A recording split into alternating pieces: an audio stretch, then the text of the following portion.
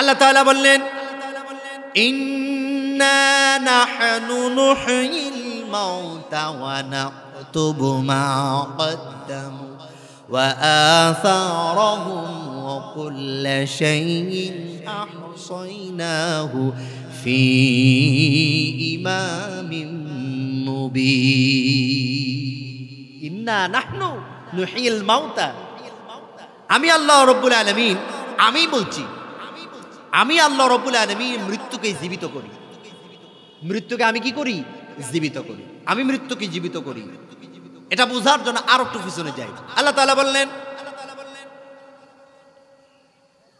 আল্লাহ সুবহানাহু ওয়া তাআলা বললেন যে আমি মৃত্যুকে জীবিত করি।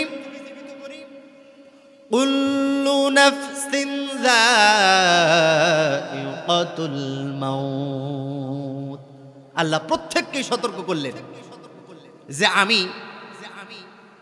আমি তোমাদের উপরে মৃত্যু অবধারিত করেছি। প্রত্যেকেই মৃত্যুর স্বাদ গ্রহণ করতে হবে। প্রত্যেকেই মৃত্যুর থেকে কোনোভাবেই বাঁচতে পারবে না। তুমি যদি বাঁচার জন্য চেষ্টা করো, বাঁচার জন্য যদি তুমি দিল্লি যাও, ভ্যালোরে যাও, আমেরিকায় যাও, চাইনায় যাও, যেখানে যাও না কেন, মৃত্যু থেকে তুমি যতই চেষ্টা করো না কেন, আইসিইউতে থাকো আর ডিসিইউতে থাকো না কেন, ডাক্তার নিয়ে বসে থাকো না কেন, আমি বললাম কুল্লু নাফসিন যায়িকাতুল মাউত, তোমরা মৃত্যু থেকে কোনোভাবেই বাঁচতে পারবে না। তোমাদের মৃত্যুর স্বাদ প্রত্যেককেই গ্রহণ করতে হবে। তাহলে আমাদের মৃত্যুকে প্রত্যেকেই মৃত্যুর স্বাদ একদিন গ্রহণ করতে হবে। আবার রব্বুল আলামিন ওই বান্দাদেরকে বলছেন ইন্না নাহনু নুহয়িল মাউতা, আমি মৃত্যুকে আবার জীবিত করব। আমি মৃত্যুকে কি করব? আবার জীবিত করব। তাহলে মৃত্যুর স্বাদ প্রত্যেককে গ্রহণ করতে হবে। আর আল্লাহ তাআলা বললেন আমি আবার মৃত্যুকে জীবিত করব। আল্লাহ তাআলা বললেন ওয়াল মাউতা ইয়াবআসুহুমুল্লাহু সুম্মা ইলাইহি ইউরজাউন, আল্লাহ মৃত্যুদের জীবিত করে উঠাবেন। আল্লাহ সুবহানাহু ওয়া তাআলা বললেন আমি মৃত্যু ব্যক্তিদেরকে আমি আবার জীবিত করে উঠাবো মৃত্যু বরণ করার পরে। তাহলে আল্লাহ রাব্বুল আলামিনের কথা স্পষ্ট অনুযায়ী আমরা যেটা বুঝেছি যে আমাদের মৃত্যু হয়ে যাবে, মৃত্যুর পরে আমাদেরকে আবার জীবিত করে উঠানো হবে। যেমন আল্লাহ রাব্বুল আলামিন বললেন ইউখরিজুল হাইয়া মিনাল মাইয়িতি ওয়া ইউখরিজুল মাইয়িতা মিনাল হাই ওয়া ইউহয়িল আরদা বা'দা মাউতিহা ওয়া কাযালিকা তুখরাজুন। আমি মৃত্যুকে জীবিত করি, আবার জীবিত মানুষকে মৃত্যু দেয়। আমি মৃত্যুকে জীবিত করি, আবার মৃত্যুকেই জীবিত করি। আবার জীবিত মানুষকে আবার মৃত্যু দেয়, আবার মৃত্যু মানুষকে আবার জীবিত করি। আল্লাহ তাআলা বললেন আল্লাযী খালাকাল মাউতা ওয়াল হায়াতা লিয়াবলুয়াকুম আইয়ুকুম আহসানু আমালা। আমি কেন মৃত্যু মানুষদেরকে আবার জীবিত করব, আবার জীবিত মানুষদেরকে আবার কেন মৃত্যু ঘটাবো? এই কারণেই ঘটাবো। আমি আল্লাহ বললাম আল্লাযী খালাকাল মাউতা ওয়াল হায়াতা, আল্লাহ রাব্বুল আলামিন বললেন আমি মৃত্যু তোমাদের জন্য নির্ধারণ করে রেখে দিয়েছি। আবার আল্লাহ রাব্বুল আলামিন বললেন আমি তোমাদেরকে জীবন নির্ধারণ করে দিয়েছি। আমি জীবন এবং মৃত্যু এই খেলাটা শুরু করেছি কারণে তোমরা আমার কাছে প্রত্যাবর্তিত হবে, আমার কাছে ফিরে আসবে। আমি এই কারণে করেছি তোমাদের একটা পরীক্ষা হবে, তোমাদের একটা যাচাই বাছাই হবে, তোমাদের একটা হিসাব হবে। আর এই হিসাব তোমাদের কাছ থেকে আমি হিসাব নিয়ে আমি তোমাদের কাছ থেকে একটা হিসাব নিব। তোমরা জমিনের উপরে আমার দিনের দিন পাইয়া, আমার কোরআন পাইয়া, আমার রাসূলের আদর্শ পাইয়া তোমরা কে কতটুকু পরিমাণ তোমরা আমার ইবাদত বন্দেগী করে আসতে পেরেছো, আমার দাসত্ব করতে পেরেছো, আমি আল্লাহ রাব্বুল আলামিন তোমাদের হিসাব করে, তোমাদের হিসাব নিকাশ নিয়ে আমি তোমাদের ভালো মন্দ যাচাই করব। আমি তোমাদের হিসাব নিব। এ কারণে আদ-দুনিয়া ওয়াজরাতুল আখিরা, আদ-দুনিয়া ওয়াজরাতুল আখিরা, আমি তোমাদের দুনিয়া দিয়েছি। আল্লাহ রাসূল বললেন আল্লাহ রাব্বুল আলামিন দুনিয়া দিয়েছেন এই কারণে, এই দুনিয়া হলো আখিরাতের জন্য ক্ষেত্র। তোমাদের যে জীবন দিল, জীবন থাকতে বুঝো মৃত্যু আসার আগে, আর এইগুলো বুঝে শুনেই তুমি ইবাদত বন্দি করো। কাল কিয়ামতের ময়দানে হাসরের মাঠে যখন তুমি হিসাব দেওয়ার জন্য যাবে, আল্লাহ তাআলাই তো বারবার জানিয়ে দিলেন মালিক ইয়াউমিদ্দিন, আমি আল্লাহ রাব্বুল আলামিন বিচার দিনের মালিক হয়ে বসে যাব। সেই দিন কোনো মামু খালু থাকবে না, সেই দিন কোনো অর্থের দাপট থাকবে না, সম্পদের দাপট থাকবে না। আমি আল্লাহ রাব্বুল আলামিন প্রত্যেকের জীবনের, জীবিত জীবনের, প্রত্যেকের দুনিয়ার হিসাব আমি আল্লাহ রাব্বুল আলামিন তিল তিল করে আমি হিসাব নিয়ে নিব। আল্লাহ তাআলা কারণে জানিয়ে দিলেন ফামান ইয়া'মাল মিসকালা যাররাতিন খায়রান ইয়ারা ওয়া মান ইয়া'মাল মিসকালা যাররাতিন শাররান ইয়ারা। আল্লাহ রাব্বুল আলামিন বললেন, বান্দা তোমরা দুনিয়ার উপরে যা করো না কেন, কাল কিয়ামতের দিনে মুসিবতের সময় আমি যেদিন বিচার দিনের মালিক হয়ে বসে যাব, আমি যেদিন রাজ সিংহাসনে বসে যাব, বান্দা তোমাদের প্রত্যেককেই ডাকা হবে, তোমাদের হিসাব করা হবে। আমি আল্লাহ রাব্বুল আলামিন জানিয়ে দিলাম তোমাদের পুঙ্খানু তিল তিল করে তোমাদের সকল আমলের ভালো এবং মন্দ সকল আমলের তোমাদের হিসাব সেই দিন আমি তিল তিল করে নিয়ে নিব। তোমাদের একটি মন্দ আমলও বাকি থাকবে না, একটি ভালো আমলও তোমাদের লিখতে বাকি থাকবে না। কিরামান কাতিবিনা ইয়ালামুনা মা তাফআলুন। আর আমি তো রব, আমি তো দেখছি, তারপরেও আমি তোমাদের পিছনে গোয়েন্দা লাগায় রাখছি, দুইজন ফেরেশতা আমি লাগায় রাখছি। তোমরা ভালো করো আর তোমরা মন্দ করো। তোমরা আজান হলে নামাজে যাও না, তোমরা কনসার্টে যাও, মাহফিল হলে মাহফিলের ময়দানে যাও না, তোমরা নৃত্য নাচ দেখতে যাও, তোমরা চুরি করো, ডাকাতি করো, মিথ্যা কথা বলো, কোনটা করো, তোমার জীবনের 60 বছর জিন্দেগিতে, তোমার 70 বছর জিন্দেগিতে তুমি যা করো না কেন, আমি রব্বুল আলামিন তিল তিল করে এক একটা করে সেক্টরে সেক্টরে ভাগ করে করে আমি সব পরিষ্কার করে লিখে রাখি। প্রত্যেকটা হিসাব কাল কিয়ামতের ময়দানে আমি তোমার কাছ থেকে কড়াভাবে আমি তোমার কাছ থেকে হিসাব নিয়ে নিব। সম্মানিত মুসল্লিবৃন্দ আমার, তাহলে আল্লাহ তাআলা বললেন আমি তোমাকে মৃত্যু থেকে আমি তোমার আবার জীবিত করব। কোন জন্য আবার মৃত্যু থেকে জীবিত করবেন?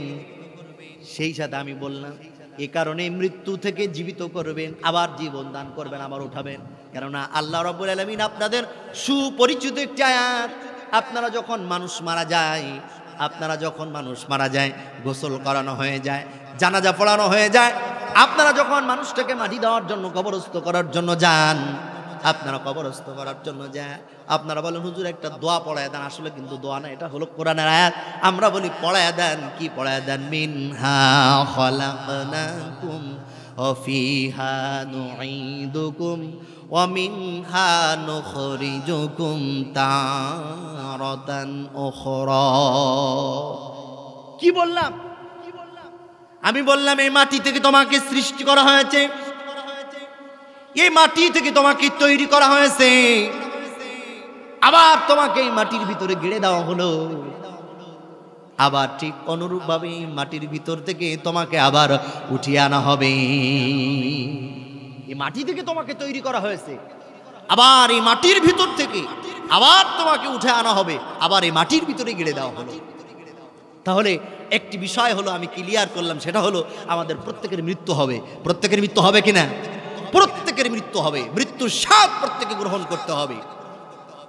আরেকটি বিষয় আমি ক্লিয়ার করলাম, সেটা হলো যে মৃত্যুর পরে আমাদেরকে আবার জীবিত করবেন আল্লাহ তাআলা, আবার উঠাবে। সম্মানিত মুসল্লিবৃন্দ আমার, তাহলে আমরা জেনেছি 1 নম্বরে সেটা হলো আমাদের মৃত্যু হবে, 2 নম্বর হলো আমাদের মৃত্যু থেকে আবার উঠানো হবে। আমার আলোচনা ধারাবাহিকভাবে আমি করছি ইনশাআল্লাহ। ওয়ানাকতুবু মা কদ্দামু ওয়া আসারুহু। আল্লাহ রাব্বুল আলামিন বললেন বান্দা যা কিছু করে আমি সব কিছু লিখে রাখি। বান্দা যা কিছু করে, জমিনের উপরে যা কিছু করে, ওই তো বলে এসেছি বান্দা জমিনের উপরে যা কিছু করে আমি সব লিখে রাখি। আবার আরেকটি আল্লাহ রাব্বুল আলামিন বললেন ওয়াকুল্লা শাইইন আহসাইনাহু ফি ইমামিম মুবিন। আল্লাহ রাব্বুল আলামিন বললেন আর যা তারা পেছনে করে রেখে আসে আমি ওইগুলো আমি আল্লাহ রাব্বুল আলামিন সব কিছু লিখে রাখি। অর্থাৎ এখানে একটা বর্ডারের কথা বলা হয়েছে, একটা বর্ডার, সেটা হলো মৃত্যুকে একটা বর্ডার বলা হয়েছে। কি হয়েছে? মৃত্যুকে একটা বর্ডার বলা হয়েছে, যে এই বর্ডার মৃত্যুর আগে বান্দা যেগুলো করে সবগুলো লিখে রাখা হয়। এবার মৃত্যুর পরের যে কথাটা বলা হয়েছে, কথাটা কি? এই কথাটা বোঝার জন্য এবার আসতে হবে একটা হাদিসে। এই কথাটা বোঝার জন্য আসতে হবে একটা হাদিসে।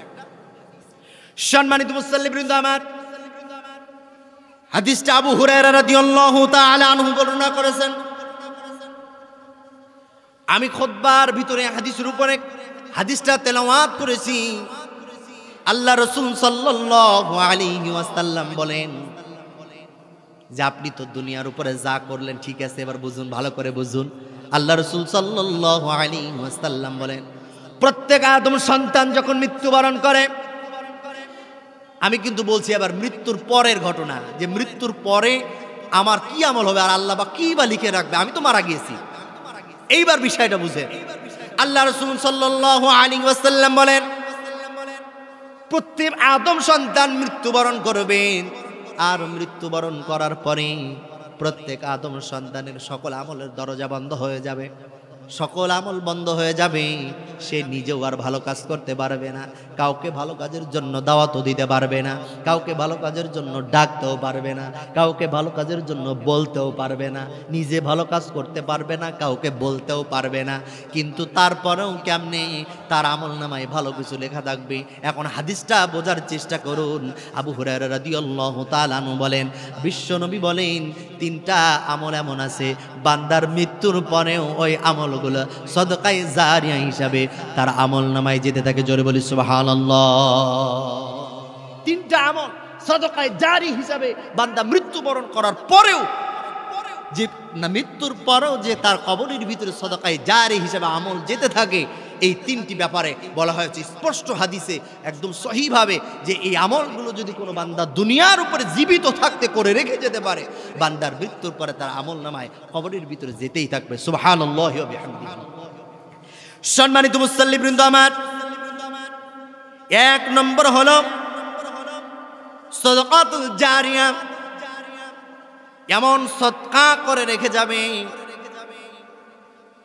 আল্লাযীনা ইউমিনুনা বিল গায়বি ওয়া ইউকিমুনাস সালাতা ওয়া মিম্মা রাযাকনাহুম ইউনফিকুন। ওয়া মিম্মা রাযাকনাহুম ইউনফিকুন। রিজিক তো আমি আল্লাহ তোমাকে দিয়েছি। রিজিক দেওয়ার মালিক কে? সম্পদ দেওয়ার মালিক কে? অর্থ দেওয়ার মালিক কে? জমি দেওয়ার মালিক কে? জায়গা দেওয়ার মালিক কে? আল্লাহ দিয়েছেন কিনা? ওয়া মিম্মা রাযাকনাহুম ইউনফিকুন। তোমার যে রিজিক আমি দিয়েছি তুমি ভক্ষণ করো এবং ওই রিজিক থেকে তুমি সদকা করো।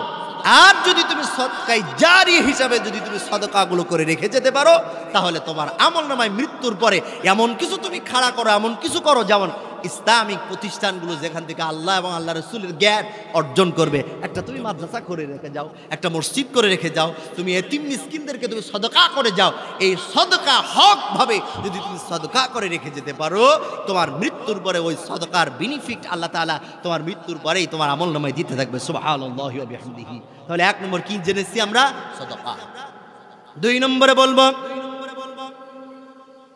আও ইলমিন ইনতিফাউ।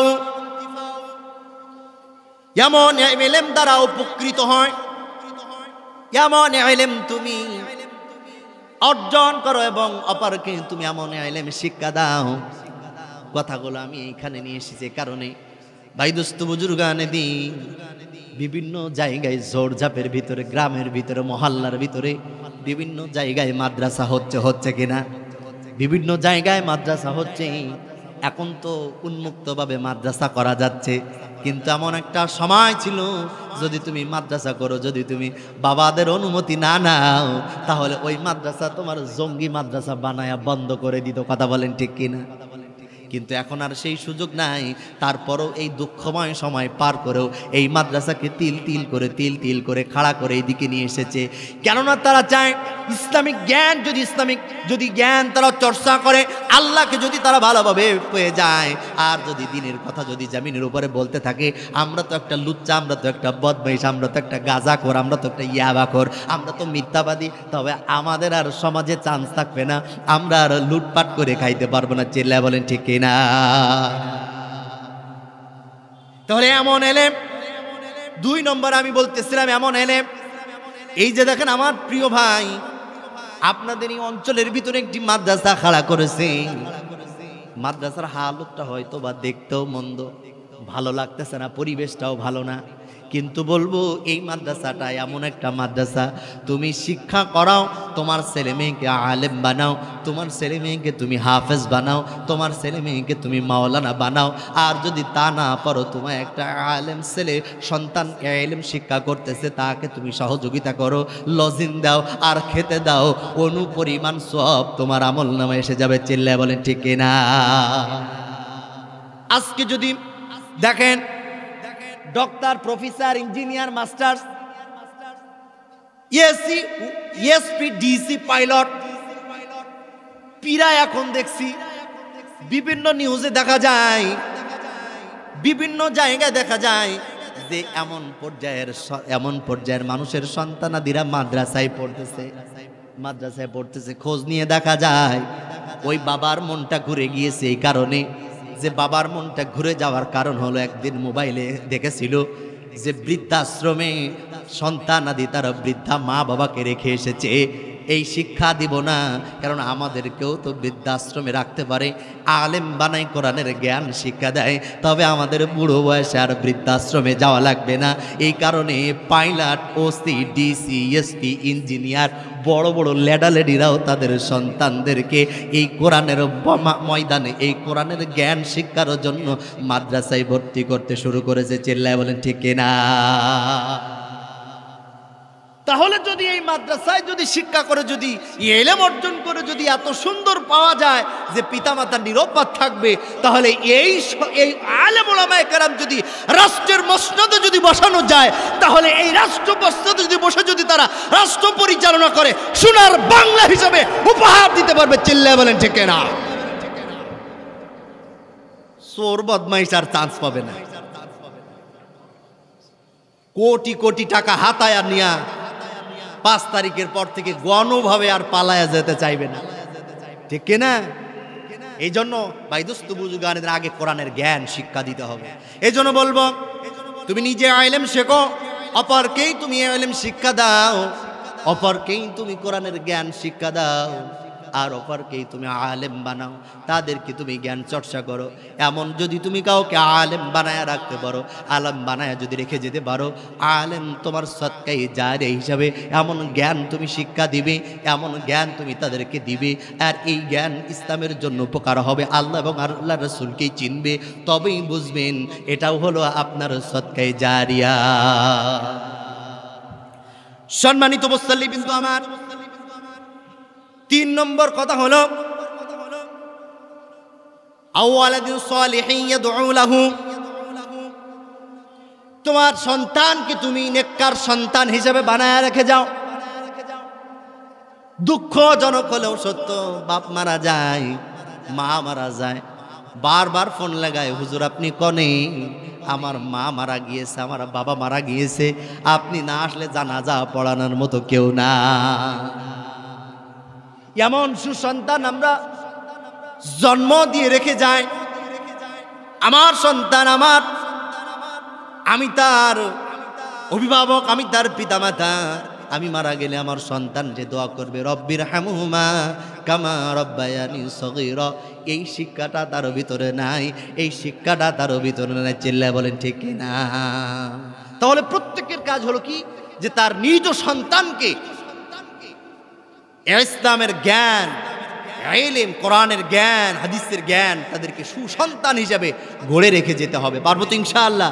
তাহলে 3টা কথা বলেছি। একটা হলো সদকা জারিয়া হিসাবে সদকা করে যাওয়া, অর্থ সম্পদ আল্লাহর রাস্তায় দান করে যাওয়া। দুই নম্বর যেটা বলেছি সেটা হলো এমন ইলম, নিজে ইলম শিক্ষা করো এবং অপরকে ইলম শিক্ষা দাও, দ্বীনি ইলম শিক্ষা দেওয়ার কথা বলা হয়েছে। আর 3 নম্বর যেটা বলেছি নেককার সন্তান পয়দা করে রেখে যাওয়া। এই জন্য ভাই দোস্ত বুজুর্গানে দিন, যদি এই হাদিসগুলো যদি আমরা মান্য করি, এগুলো যদি ফলো করি, তাহলে আলেমদেরকে, উস্তাদদেরকে আর ময়দানে যাইয়া, গ্রামে যাইয়া, মহল্লায় যাইয়া বলেন চাওয়া লাগবে যে আপনার ছেলেটারে একটু মাদ্রাসায় পড়ান, আপনার ছেলেটারে একটু মাদ্রাসায় দেন, বলেন এ কি চাওয়া লাগবে? চাওয়া লাগতো না। কিন্তু দেখেন এই ব্যক্তিরে যদি বলা হয় আল্লাহ রসুলের মহব্বত তোমার ভিতরে কেমন আছে, ও বলবে না আল্লাহ রসুলটা কেউ কিছু কইলে আমরা কেউ ফাটায়া ফেলাবো। কিন্তু আল্লাহ রসুলকেই তো ওভারটেক করে চলতেছে, শুধু একটা না, শত শত হাদিস। ভাই দোস্ত বুজুর্গানে দিন, তাহলে আমি 3টি আয়াতের ভিতরে 3টি আলোচনা আমি নিয়ে এসেছিলাম। 1 নম্বর হলো তোমাদেরকে মৃত্যু থেকে আবার জীবিত করা হবে। 2 নম্বর কথা বলা হয়েছিল যে আমি আল্লাহ রাব্বুল আলামিন বললেন তোমরা জমিনের উপরে যা করো আমি সব কিছু তোমাদের লিখে রাখি। আল্লাহ রাব্বুল আলামিন 3 নম্বরে বললেন যে তোমরা মৃত্যুর উপরে যা রেখে আসো সেটাও আমি লিখে রাখি। তাহলে 1 নম্বর হলো আমি জীবিত থেকে যে আমলগুলো করি সেগুলো আল্লাহ রাব্বুল আলামিন লিখে রাখি, এবং আমি মৃত্যুর পরে সদকায়ে জারি হিসাবে যে আমলগুলো জারি করে রেখে আসি সে আমলগুলো আল্লাহ তাআলা লিখে রাখেন। আল্লাহ তাআলা বললেন আহসাইনাহু ফি ইমামিম মুবিন, আমি সুস্পষ্ট কিতাবে আমি লিখে রাখি।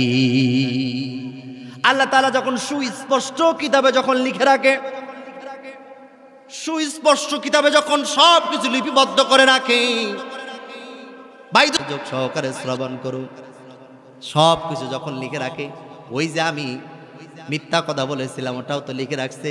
কাল কিয়ামতের দিন আল্লাহ যখন মিথ্যা কথাটা আমার কাছ থেকে হিসাব নিবে, আমার অবস্থাটা কি হবে আপনারা বলুন? আমি চুরি করেছিলাম, এই চুরিটা যদি হিসাব করে আমার অবস্থাটা কি হবে? আমি যদি মিথ্যা কথা বলেছিলাম, চুরি করেছিলাম, ডাকাতি করেছিলাম, চগলখড়ি করেছিলাম, বেয়াদবি করেছিলাম, যা করেছিলাম ইসলামের বিপক্ষে চলেছিলাম, ইসলামকে আমি কটক্কি করেছিলাম, যা করেছিলাম সব যদি কাল কিয়ামতের ময়দানে আল্লাহ রাব্বুল আলামিন যদি আমার হিসাব নেয়, তাহলে আমার হিসাব নিলে আল্লাহ রাব্বুল আলামিন আমার জাহান্নাম ছাড়ার কিছুই হবে না। আজকে যদি হিসাব করা হয় এখানে হয়তো 5-6 জন দেখবে, কিয়ামতের মাঠে যখন আল্লাহ রাব্বুল আলামিন হিসাব করবেন সেই দিন তো আপনার আমার হিসাব একজন দেখবে না, 1000 লোক দেখবে না, লক্ষ কোটি কোটি মানুষ সেদিন দেখবে। সেই দিন আমাকে চোর হিসাবে আখ্যায়িত করা হবে, ডাকাত হিসাবে আখ্যায়িত করা হবে, আল্লাহর অপরাধকারী নাফরমানি বান্দা হিসাবে আখ্যায়িত করা হবে। ভাই দোস্ত বুজুর্গানে দিন, আপনাদেরকে বলবো এই দুনিয়ার জীবন থাকতে থাকতে বুঝতে হবে রবকে, আর এই দুনিয়ার জীবন থাকতে থাকতে মানতে হবে আমার রবের কথা। কেননা আমরা তো দুনিয়ায় থাকার জন্য আসি নাই, আমরা তো দুনিয়ার থেকে চলে যাওয়ার জন্য এসেছি। ছোট্ট একটি কথাগুলো ঘটনা আপনাদেরকে বলবো। আমরা মনে করি মৃত্যুর পরে যা হয় হোক, মৃত্যুর পরে যা হয় হোক আমার হয়ে যাবে, সেই সময় দেখব, সেই সময় বুঝবো। ভাই দোস্ত বুজুর্গানে দিন, কেননা আমি বলবো আমরা আমাদের আমাদের মুসলমানদের ভিতরে একটা ধারাবাহিকতা আছে, একটা নিয়ম আছে, নীতি আছে।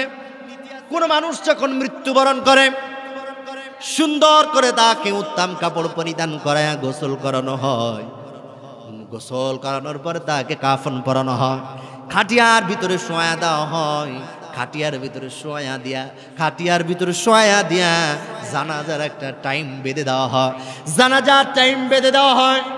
সেই টাইমে জানাজা নামাজ হয়ে যায়।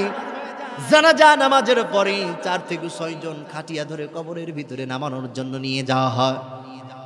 কবরের ভিতরে নামানোর জন্য কবর খনন করা হয়, আর ওই কবরের ভিতরে নামানোর জন্য নিয়ে যাওয়া হয়।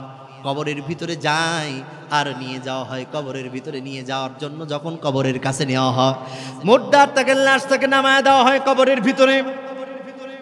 আমার এই কথাগুলো বারবার বলতে ইচ্ছা করে। কেন বলতে ইচ্ছা করে আমি জানি না, তারপরও আমি আবারও বলছি। আপনারা বলেন হুজুর এখন তো কবরের ভিতরে শোয়া দেওয়া হবে, দোয়া পড়ায়া দেন বিসমিল্লাহি ওয়া আলা মিল্লাতি রাসূলিল্লাহ, দোয়া পড়ায়া দেয়। আপনি বলুন কোনোদিন নামাজ পড়ি নাই, এখন ওই ব্যক্তির যদি বলা বিসমিল্লাহ ওয়া আলা মিল্লাতি রাসূলুল্লাহ, রসুলের নামে রেখে গেলাম, আপনি বলুন এই ব্যক্তি রসুলকে সহজে গ্রহণ করে নিবে? দুনিয়ার উপর ইসলামের জন্য, কোরআনের জন্য, দ্বীনের জন্য যত অপকর্ম কুকর্ম তার উপরে পাওয়া যাইত, চুরি ডাকাতি জেনা বেবিচারি সুদ ঘুষ তার ভিতরে বারবার পাওয়া যেত। এখন এই কথা ইমাম সাহেব সাক্ষী দিয়ে রেখে আসলো, আর আল্লাহ রসুল গ্রহণ করলে এটাকে এত সহজ? এক নম্বর আমরা সেখানেও ভুল করে আসি যে আমার দ্বারা যা হই নাই আর তাই করে গেল। এটা থেকে তো সহজ হবে না, এটা থেকে তো বাঁচা যাবে না। বাইদস্ত বুজুর্গানে দিন, কারণ আমার আজকের আলোচনা আমি রেখেছি মৃত্যু থেকে বাঁচানো হবে, জীবিত করা হবে, আর প্রত্যেককে মৃত্যুর স্বাদ গ্রহণ করতে হবে। এই কারণে আমি কবরের কথাটা আলোচনার ভিতরে টেনে এনেছি। আমাদেরকে কবরের ভিতরে কবরস্থ করে রাখা আসা হবে। কবরের ভিতরে রেখে আসার পরে আল্লাহ রাসূল সাল্লাল্লাহু আলাইহি ওয়াসাল্লাম বলেন, কবরের ভিতরে রেখে আসার পরে, মুর্দারকে কবরের ভিতরে রেখে আসার পরে যারা জীবিত আছে তার কবরস্থ করে কবরকে ছেড়ে দিয়ে 40 কদম দূরে চলে যাবে। 40 কদম যেতে না যেতে কবরের ভিতরে একটা ফেরেশতা আল্লাহ রাব্বুল আলামিন নিযুক্ত করে দিবি। ফেরেশতা দিয়ে দেবে, যাও ফেরেশতা আমার এই বান্দার কাছে তুমি যাও, প্রশ্ন করে আসো। কবরের জিন্দেগিটা শুরু হওয়া, প্রথমেই প্রশ্ন হবে 3টা। মান রব্বুকা, তোমার রব কে ছিল? মান নবিয়ুকা, তোমার নবী কে ছিল? অমান দীনুকা, তোমার দিন কে ছিল? কবরের ভিতরে 3টা প্রশ্ন করা হবে। আমরা তো বারবার শুনি আর বারবার মুখস্থ করি। ছোট্ট একটি ঘটনা আমি আপনাদেরকে বলবো। বিশ্ব নবী, আখিরি জামানার নবী জনাবে মুহাম্মদুর রাসূলুল্লাহ সাল্লাল্লাহু আলাইহি ওয়াসাল্লাম, বিশ্ব নবীর স্ত্রী ছিলেন মা খাদিজাতুল কুবরা রাদিয়াল্লাহু তাআলা আনহা। আল্লাহর রাসূলের অত্যন্ত কাছের স্ত্রী ছিলেন। সুখে দুঃখে বিপদে মুসিবতে জেলখানায় যে স্ত্রী ছিলেন, যার ভালোবাসায় মুগ্ধ ছিলেন আল্লাহ রাসূল। আল্লাহ রাসূল মা খাদিজাতুল কুবরা রাদিয়াল্লাহু তাআলা আনহা জীবিত থাকাকালীন আল্লাহ রাসূল অন্য কোন স্ত্রীকে বিবাহ করেন নাই, মৃত্যুবরণ করার পরে বিবাহ করেছিলেন। এই মা খাদিজাতুল কুবরা রাদিয়াল্লাহু তাআলা আনহা অসুস্থ অবস্থায়, এমন অবস্থা তার হয়েছে না জানি কখন মৃত্যু হয়ে যাবে, ঘরের ভিতরে বসে আছে মা খাদিজাতুল কুবরা রাদিয়াল্লাহু তাআলা আনহা, ঘরের ভিতরে বসে আছে অসুস্থ অবস্থায়। হঠাৎ করে হাওমাও করে কাঁদতেছে, চোখ দিয়ে দরদর করে পানি আসতেছে। আল্লাহ রাসূলের স্ত্রী মা খাদিজাতুল কুবরা রাদিয়াল্লাহু তাআলা আনহা কাঁদতেছেন। তার কলিজার টুকরা সন্তান ছিলেন ফাতেমা রাদিয়াল্লাহু তাআলা আনহা। মেয়ে ডাক দিয়ে বলতেছিল, মা কি হয়েছে, আপনি হাওমাও করে কাঁদতেছেন, কোন কষ্ট না জানি আপনার হচ্ছে, আপনি বলুন আমি খেদমত করে দিব। কেননা মেয়ের জাতিরা হয় দিল মন নরম, একটু উদার মনের মানুষ হয়। মা যখন কান্না করে সন্তান বারবার বলে, মা কি জন্য কাঁদতেছেন আম্মা, আপনি বলুন কান্নার বিষয়টাকে, আপনি কান্না থামান, আপনার কান্না তো আমি বরদাস্ত করতে পারি না, সহ্য করতে পারি না, আপনি কান্নাটা থামায়া দি। কোনোভাবেই কাঁদতেছে না। ফাতেমা রাদিয়াল্লাহু তাআলা ঘরের ভিতর থেকে বের হয়ে আসলেন, আল্লাহ রাসূলের কাছে এসে বললেন, ইয়া রাসূলুল্লাহ এই মুহূর্তে আপনি ঘরে প্রবেশ করবেন। আম্মা জান মা খাদিজাতুল কুবরা রাদিয়াল্লাহু তাআলা আনহা এত পরিমাণ কান্না করতেছে, আমি তাকে বারবার বুঝাইছি, বারবার বোঝানোর পরও আমি তার কান্না থামাইতে পারি নাই। আপনি আসুন কোন কারণে কাঁদতেছে, আপনি তার কান্নাটা বন্ধ করুন, কি জন্য কাঁদতেছে আপনি কান্নার বিষয়টা শুনুন, তাকে বুঝদার করুন। আল্লাহ রাসূল সাল্লাল্লাহু আলাইহি ওয়াসাল্লাম সঙ্গে সঙ্গে ঘরের ভিতরে তাশরীফ আনলেন। ঘরের ভিতরে এসে বললেন, ওগো আমার কলিজার টুকরা স্ত্রী, কি জন্য কাঁদতেছো তুমি, বিষয়টা খুলে বলো, কেন তুমি কান্না করো, তোমার কান্নার বিষয়টা আমার কাছে বলো, কি চাও তুমি আমার কাছে? তোমার তো আমি জীবনে সুখ দিতে পারি নাই, তোমার চাও না আমি পূর্ণ করতে পারি নাই, তোমার বিলাসিতা আমি পূর্ণ করতে পারি নাই। ও আমার প্রাণের স্ত্রী খাদিজাতুল কুবরা রাদিয়াল্লাহু তাআলা আনহা, তুমি আমার সামনে কান্না করো না। কোন জন্য তুমি কান্না করো? তুমি বলো, আমি যত সম্ভব আমি মুহাম্মদ রাসূলুল্লাহ বলছি, আমি তোমার চাওয়া পূর্ণ করে দেব ইনশাআল্লাহ। তবুও কান্না করে। বলে তুমি কান্না করো কি জন্য বলো? মা খাদিজাতুল কুবরা রাদিয়াল্লাহু তাআলা আনহা বললেন, আমি কান্না থামাইতে পারি ওগো আমার প্রাণের স্বামী। কতদিন হলো তোমার সঙ্গে, আপনার সঙ্গে আমি ঘর সংসার করেছি। ওগো প্রাণের স্বামী, আমার শরীরের যে অবস্থা, আমি কাঁদতেছি কারণে আমার শরীরের যে অবস্থা হয়েছে, হয়তো আমি জমিনের উপর বেশি দিন থাকতে পারবো না।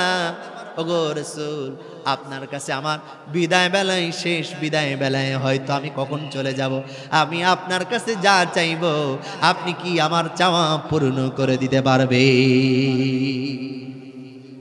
বিশ্বনবী বলেন, ওগো আমার কলিজার টুকরা স্ত্রী, তুমি বলো, তুমি আমার সুখে, তুমি আমার দুঃখে, তুমি আমার দুর্দিনে, তুমি আমার জেলখানায়, তুমি আমার সব থেকে পেয়ারা।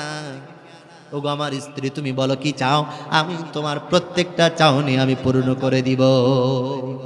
ওগো আমার প্রাণের স্ত্রী, তুমি চাও আমার কাছে, আমি তোমার চাওনা পূর্ণ করে দেব। মা খাদিজাতুল কুবরা রাদিয়াল্লাহু তাআলা আনহা বলেন, ওগো বিশ্বনবী, আমি যখন মারা যাব, আমার মারা যাওয়ার পরে আমাকে যে কাফনের কাপড়টা পরানো হবে, আমি কাফনের কাপড় চাই না, আমি আপনার গায়ের জুব্বা দিয়ে আমারে কাফনের কাপড় বানায়া দিবি। ও খাদিজা, তুমি আমার কাছে এই চাও? অবশ্যই আমার শরীরের জুব্বা দিয়ে আমি তোমার একটা কাফনের কাপড় বানায়া দিব। জোরে বলি সুবহানাল্লাহি ওয়া বিহামদিহি।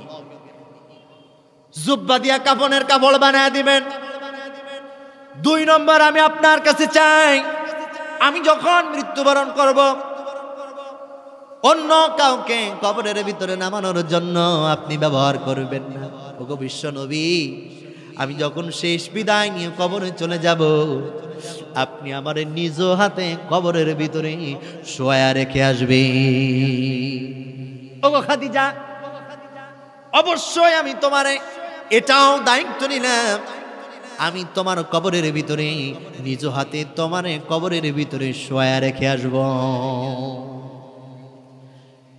3 নম্বর যেটা চাইলেন, ওগো বিশ্ব নবী, আপনি তো বারবার বলেছেন ওই কবর নবীর মেয়েকে চিনবে না, ওই কবর নবীর সন্তানকে চিনবে না, ওই কবর নবীর উম্মতকেও চিনবে না, ওই কবর কাউকে চিনবে না যদি না থাকে আমল। ওই কবর বড় পাষাণ, ওই কবর বড় কষ্টদায়ক, যন্ত্রণাদায়ক জায়গা ওগো বিশ্বনবী। আর আপনি বলেছেন সর্বপ্রথম 3টা জবাব হবে, প্রশ্নের জবাব হবে। এই যদি সঠিকভাবে দিতে না পারি ওগো নবী, হয়তো আমি নবীর স্ত্রী বলেও আমাকে ছাড় দেওয়া হবে না। বিশ্ব নবী, আমি আপনার কাছে কোনো কিছু চাই না, কবরস্থ করে রেখে আসার পরে আমাকে যখন ছেড়ে চলে আসবে, সবাই চলে যাবে, বিশ্ব নবী আপনি যেন আমার 3 প্রশ্নের জবাব না দিয়ে আমার কবর ছেড়ে চলে যাবেন না। মা খাদিজাতুল কুবরা রাদিয়াল্লাহু তাআলা আনহা কথাগুলো বললেন। বিশ্ব নবী বললেন, আমি এটাই করব। বিশ্ব নবী এই 3টা দায়িত্ব গ্রহণ করলেন। মা খাদিজাতুল কুবরা রাদিয়াল্লাহু তাআলা আনহা মৃত্যুবরণ করলেন। তাকে জুব্বা পরায়া দেওয়া হলো, তাকে নিজ হাতে কবরস্থ করে রাখা হলো। আর 3 প্রশ্নের জবাব দেওয়ার জন্য সবাই চলে গেল। বিশ্ব নবী কবরের কাছে দাঁড়ায়া দাঁড়ায়া নির্জনে চিন্তা করে, আর চোখ দিয়ে পানি দরদর করে পড়ে। একটা নিজের ভিতরে শোক যে আমার আজকে কাছের স্ত্রী চলে গেল, আর 2 নম্বর যে শোকটা হলো সেটা যে আমি মোহাম্মদ, জনাবে মোহাম্মদ রাসূলুল্লাহ, আমি নবী কেমনে আল্লাহর এই বান্দির জন্য আমি জবাব দিয়ে দিব। নির্জনে দাঁড়িয়ে আছে। আল্লাহ সুবহানাহু ওয়া তাআলা কবরের ভিতরে ফেরেশতা পাঠালেন। ফেরেশতা কেন? মহান রব্বুল আলামিন তো আলিমুল গায়ব, সব ঘটনা জানেন। তারপরেও খাদিজাতুল কুবরা রাদিয়াল্লাহু তাআলা আনহার ইজ্জত এবং সম্মান বৃদ্ধি করার জন্য, ঘটনাটা ক্লিয়ার করার জন্য ফেরেশতা পাঠায় দিলেন। ফেরেশতা আসলেন। ফেরেশতা এসে ফেরেশতা এসে জবাব নেওয়ার জন্য ফিরে গেলেন যে বিশ্ব নবী কবরের কাছে দাঁড়ায় আছে, কোন কারণে দাঁড়ায় আছে? প্রশ্ন এমন ভাবে হলো, কোন কারণে নবী আপনি কোন কারণে কবরের কাছে দাঁড়ায় আছেন? আপনি কেন দাঁড়ায় আছেন? আপনি বলুন কিসের জন্য দাঁড়ায় আছেন? আল্লাহর কাছে জবাব দিয়ে বিশ্ব নবী বলেন, আমি এই কারণে দাঁড়ায় আছি যে আমার খাদিজার প্রশ্নের জবাব দিয়ে বাড়ি যাব, এই কারণে দাঁড়ায় আছি। আল্লাহ রাব্বুল আলামিন সুসংবাদ জানায় দিলেন, তোমার খাদিজার জন্য আমি আল্লাহ সব কিছু সহজ করে দিয়েছি। জোরে বলি সুবহানাল্লাহ।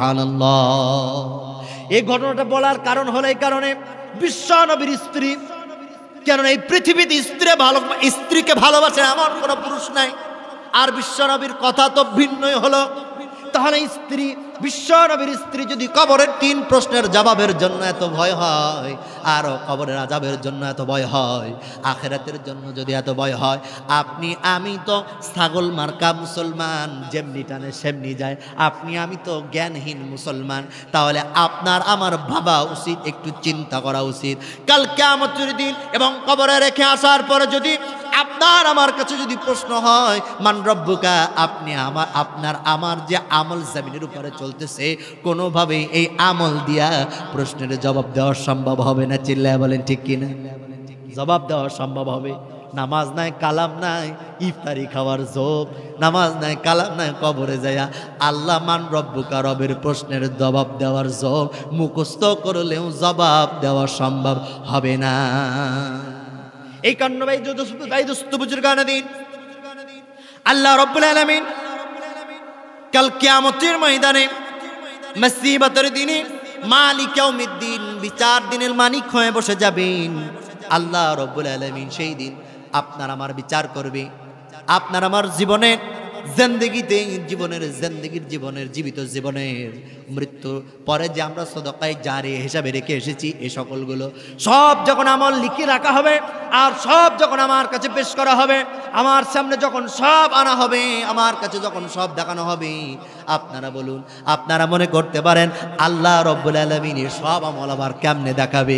তাহলে আপনাদেরকে বলে বুঝাই, এত ছোট্টভাবে আল্লাহর চিন্তাটা এত ছোট্টভাবে নিলে হবে না। যদি জমিনের উপরে ওই বিদেশ থেকে যদি ভিডিও কলে কথা বলা যায়, যদি দেখা যায় বাংলাদেশে বসে, আর যদি এত কিছু করা যায় বাংলাদেশে বসে ছোট্ট ক্ষুদ্র ব্রেনটে, তাহলে আল্লাহ তো মহাজ্ঞানী।